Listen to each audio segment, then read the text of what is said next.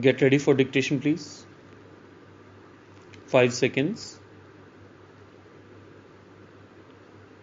Start.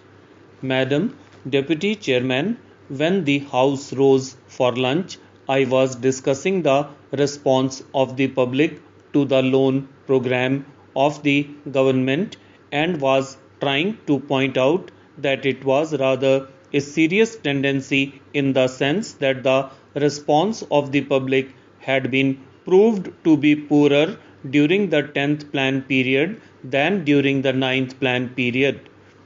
I was trying to point out that looking to the fact that the national income was rising and the people were becoming more conscious of a developing economy and the need to mobilize the resources more and more, a contrary trend ought to have appeared, and that in view of that, this trend was disturbing. This trend is to be contrasted with the trend of the public regarding the call from the corporate sector for the investment of their monies. Here we find that the shares of some of the new companies or of the old companies that are issuing new shares are oversubscribed at times to the extent of 15 times the capital that has been asked for by the companies. So here are two pictures, one the picture of the government asking the public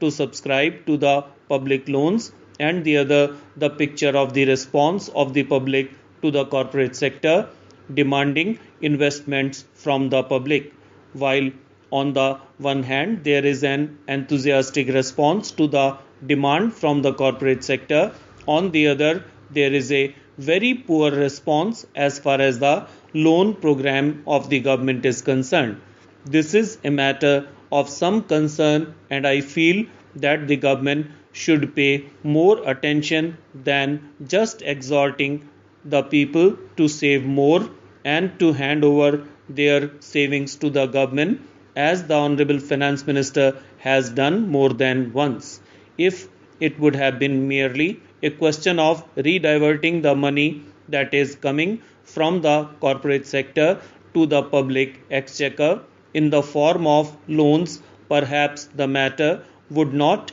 have been so serious. Then it would have been just a question of reallocation of the functions between the public sector and the private sector. But I feel that there is just a large amount of money which is just changing to some lucrative channel, and that explains why the response to the demand from the corporate sector is 15 times. This shows that 14 times that particular capital is not required by that company, and if there had been some adequate step or measure whereby originally that money could have gone to the public exchequer, to that extent there would not have been any disappointment to the people who wanted shares but who did not get them, and disappointment to the public exchequer by not getting the response which it ought to have got. That, to my mind, leads to the question of the pattern of the rate of interest in a developing economy, and especially in view of the fact that a large number of companies are being floated today which have got an element of growth in them, thereby attracting so much capital towards them. The government of India will have to take into consideration the question of the rate pattern of interest on their loans and to see whether something could not be done whereby the public will be attracted to a large extent towards their loan program than hitherto.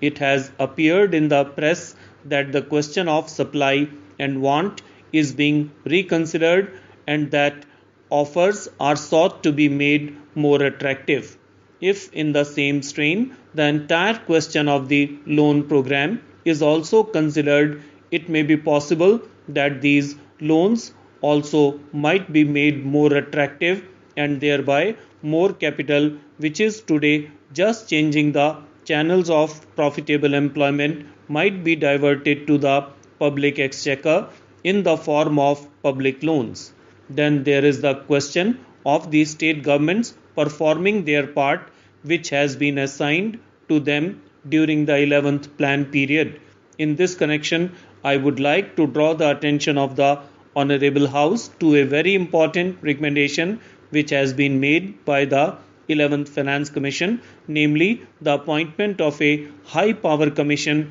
to go into the entire question of the allocation of financial resources between the central government and the state governments. They have argued the whole case in nearly 1.5 pages in order to show why it has now become necessary that a high power commission should be appointed to go into the important question. According to the third finance commission, the allocation of resources between the center and the states was made at a time when planned economic development was not visualized. When the constitution was framed, the development of the public sector, the new responsibilities which the states were going to assume, and a plan era were not properly visualized, and it was under these conditions that these allocations were being made.